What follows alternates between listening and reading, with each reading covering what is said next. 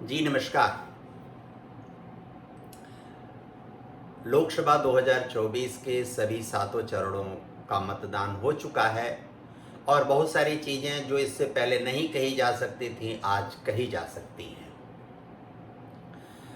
जितने भी चुनाव के बाद के विश्लेषण व्यक्तिगत रूप से आ रहे हैं, किसी चैनल के आ रहे हैं, किसी एजेंसी के आ रहे हैं, यह सब कुछ बहुत ही चिंताजनक है और अगंभीरता का परिचय देता है।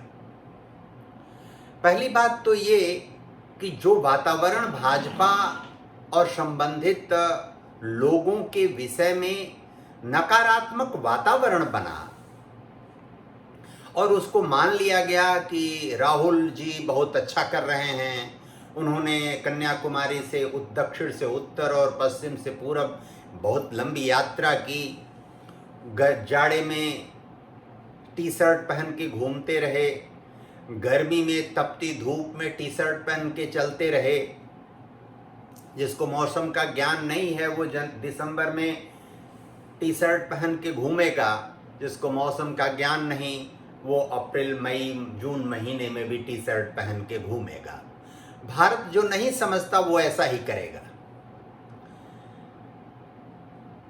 वास्तव में इस चुनाव ने यह प्रमाणित किया कि अभी भी नरेंद्र मोदी जी और उनकी टीम का जो लोकप्रियता है, उनके बारे में लोगों की जो धारणा है, उसमें रत्ती भर भी किसी प्रकार की कमी नहीं आई है। वो जस की तस है और जो नकारात्मक वातावरण बना है वह नकारात्मक वातावरण विपक्ष के क्रियाकलाप के कारण, विपक्ष की उत्कृष्टता के कारण, राहुल गांधी या इंडिया गठबंधन के किसी नेता के कारण ऐसा नहीं है। वह जो भी वातावरण बना वो भारतीय जनता पार्टी से जुड़े प्रत्याशियों के कारण बना और मतदाता जो श्रद्धा आदर रखते हैं मोदी जी के प्रति, जिसको कोई भक्त कहता है, कह सकता है, क्योंकि भक्त होना अच्छी चीज है। किसी का भी जो उत्कृष्ट व्यक्तित्व है और ईश्वरीय सत्ता है, किसी का भी जो उत्कृष्टता जिसके अंदर है उसका भक्त होने में कोई बुराई नहीं है, क्योंकि भक्त आस्था, विश्वास और श्रद्धा के कारण होता है। लेकिन चमचा होना बड़ा दुखदायी, कष्टकारक और घातक है किसी समाज और देश के लिए, क्योंकि यह लोभ के कारण, स्वार्थ के कारण और भय के कारण उत्पन्न होता है और चमचागिरी लोभ, स्वार्थ और भय के कारण लोगों के जहन में उपजता भी है। इसलिए चमचा होने से बहुत बेहतर है भक्त होना। तो मोदी जी के प्रति लोगों के अंदर जो विश्वास है, जो आदर है, जो श्रद्धा है, वह यथावत है और इस नाते लोगों के मन में यह प्रश्न उपजता है कि जो हमारा राष्ट्रीय नेतृत्व है वो ऐसा है, जो हमारा प्रदेश का नेतृत्व है वो ऐसा है, लेकिन जो हमारा स्थानीय नेतृत्व है वो कैसा है। यह प्रश्न लोगों के जेहन में, चाहे वो पढ़ा लिखा समाज हो, चाहे वो अध्यापक हो, चाहे वो अधिवक्ता हो, चाहे वो इंजीनियर हो, चाहे डॉक्टर हो, चाहे किसान हो, चाहे खेतिहर मजदूर हो, चाहे गरीब हो, चाहे अमीर हो, चाहे अनपढ़ हो, जिसको आप जिस श्रेणी में रखना चाहें आप रख लें, लेकिन उसके मन में ये सहज स्वाभाविक प्रश्न खड़ा होता है कि आखिर हमारा राष्ट्रीय नेतृत्व ऐसा है, उत्कृष्ट है, उस पर सवाल नहीं खड़े हो सकते। व्यक्ति के कारण, मनुष्य होने के कारण किसी के अंदर कोई छोटी बड़ी दाएं बाएं बातें हो सकती हैं, क्योंकि कोई भी 100% ईश्वरीय व्यवस्था नहीं हो सकती इस पृथ्वी पर। लेकिन यह प्रश्न स्वाभाविक है लोगों के मन में कि जो नेतृत्व इतना उत्कृष्ट है, प्रदेश का नेतृत्व इतना उत्कृष्ट है, उसका स्थानीय नेतृत्व कैसा है और स्थानीय नेतृत्व किनके हाथों में जाना है। क्योंकि यह क्रमिक प्रक्रिया किसी भी राजनीतिक दल के जो मतदाता हैं वो मतदाता प्रत्यक्ष रूप से या सीधे तौर पर उस राजनीतिक दल के कार्यकर्ताओं से जुड़ा हुआ होता है। वह कार्यकर्ता जुड़ा होना चाहिए अपने स्थानीय जनप्रतिनिधि से या प्रतिनिधि से। वह जनप्रतिनिधि स्थानीय बहुत वेल कनेक्टेड होना चाहिए अपने प्रदेश नेतृत्व से, और प्रदेश नेतृत्व वेल कनेक्टेड होना चाहिए राष्ट्रीय नेतृत्व से। वैचारिक रूप से किसी मुद्दे, किसी विषय पर किसी का किसी से कोई मतभेद हो सकता है, सहमति असहमति हो सकती है, ये अलग बात है। लेकिन नीचे से ऊपर की जो क्रमिक प्रक्रिया है वह आदर, प्रेम, श्रद्धा का विषय बनता है और होना चाहिए, और ऊपर से नीचे की जो प्रक्रिया है वो स्नेह, दुलार और सत्कार का बनता है, और वह भी होना चाहिए। जो भी नकारात्मक वातावरण बना, किसी भी लोकसभा में जाकर किसी व्यक्ति का, किसी स्थान का, किसी निश्चित लोकसभा की चर्चा मैं नहीं करना चाहता। स्वयं सुबुद्ध लोग हैं वो जाकर, और राष्ट्रीय नेतृत्व इतना विवेकवान है कि वो इसका मूल्यांकन करेगा, आने वाले समय में हो सकता है उसके संबंध में उचित निर्णय भी ले। लेकिन नकारात्मक वातावरण बनने और बनाने में केवल और केवल स्थानीय प्रत्याशियों की बहुत बड़ी भूमिका है। अब कह सकते हैं मैं 100% नहीं, लेकिन 90-95% इसी कारण है। विपक्ष की योग्यता और क्षमता उसमें कहीं उत्तरदायी नहीं है। विपक्ष ने जितना भी वितंडावाद, फूहड़ दुष्प्रचार, काल्पनिक विमर्श या नैरेशन गढ़ने की जितनी भी कोशिश की, संविधान बदल दिया जाएगा या आरक्षण समाप्त कर दिया जाएगा या ऐसे हो जाएगा, वैसे हो जाएगा, आदि आदि बातें, जो भी दुष्प्रचार किया गया उस दुष्प्रचार से लोग प्रभावित नहीं हुए। थोड़े इस अर्थ में प्रभावित हुए कि जब व्यक्ति को अपना विचार, अपना स्थानीय जनप्रतिनिधि जिसको वो अप्रोच कर सकता है लेकिन नहीं कर पाया, वो अप्रोच प्रत्येक नागरिक, प्रत्येक मतदाता केंद्रीय या राज्य के नेतृत्व को अप्रोच नहीं कर सकता, वहां उसकी पहुंच सहज नहीं हो सकती। इसलिए वो स्थानीय नेतृत्व से उसको अपेक्षा रहती है कि कार्यकर्ता से एक सीढ़ी ऊपर हम अपने मतदाता की ये स्वाभाविक अपेक्षा रहती है कि कार्यकर्ता से एक सीढ़ी ऊपर हम अपने जनप्रतिनिधि के संपर्क में जरूरत पड़ने पर आ सकें, हमारी बात कम से कम सुनी जाए।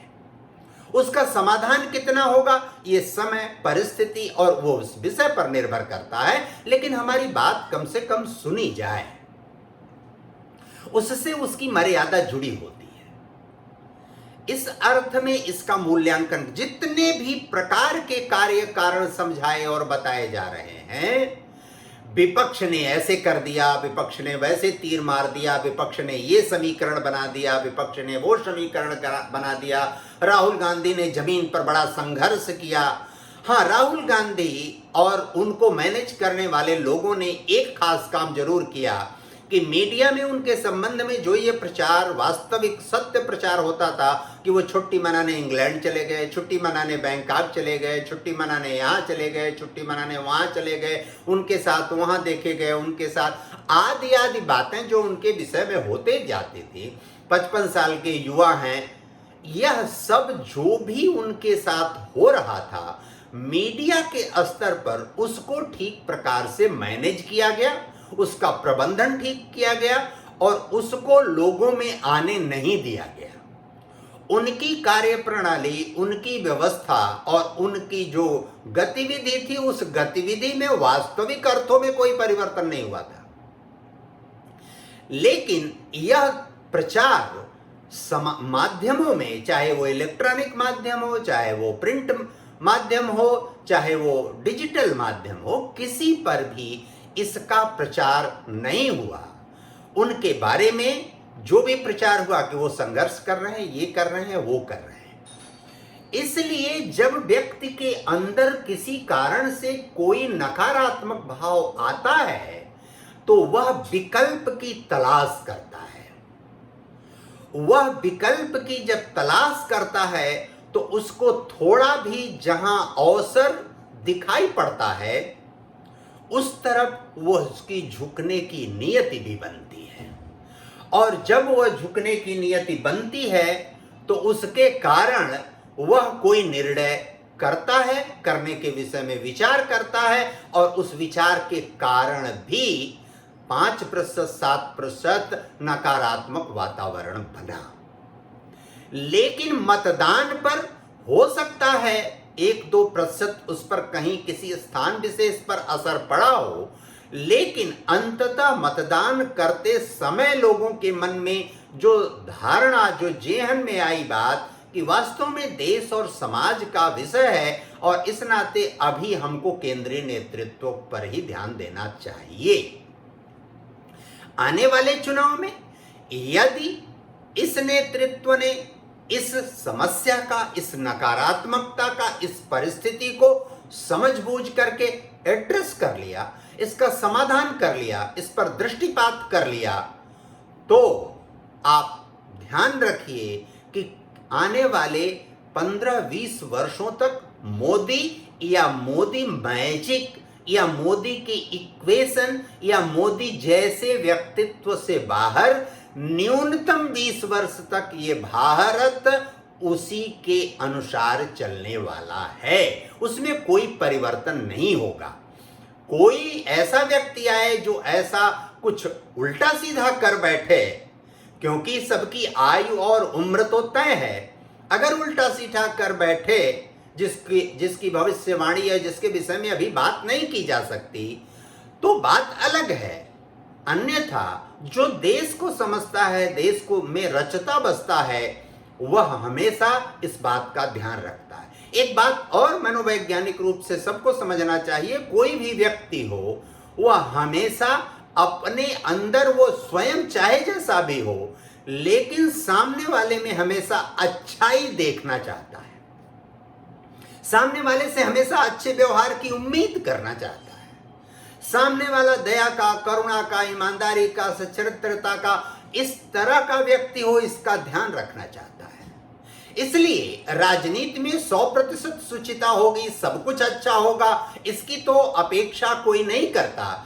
लेकिन कम से कम जो हमारा राष्ट्रीय नेतृत्व है उसका 40, 50, 60% भी अंश अगर हमारे स्थानीय नेतृत्व में हो तो भी लोग उसको स्वीकार करते हैं, उसको मानते हैं, क्योंकि हर व्यक्ति उतना उत्कृष्ट नहीं हो सकता, संभव नहीं है।